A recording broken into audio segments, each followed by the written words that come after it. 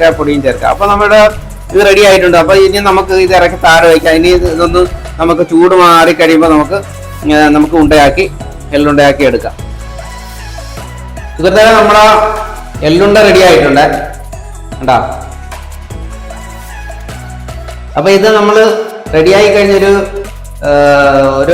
15-20 മിനിറ്റിന് ശേഷം നമ്മളിങ്ങനെ ഉണ്ട പിടിച്ചെടുക്കാവുള്ളൂ. അങ്ങനെ നമുക്ക് കറക്റ്റായിട്ട് ഉണ്ട കിട്ടത്തുള്ളൂ. എന്താ നമുക്ക് 10-30 എള്ളുണ്ട കിട്ടിയിട്ടുണ്ട്.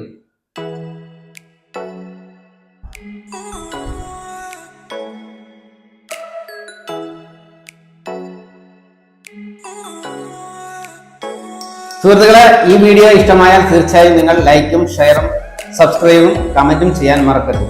മറ്റൊരു വീഡിയോയിൽ വീണ്ടും കാണാം. നന്ദി, നമസ്കാരം.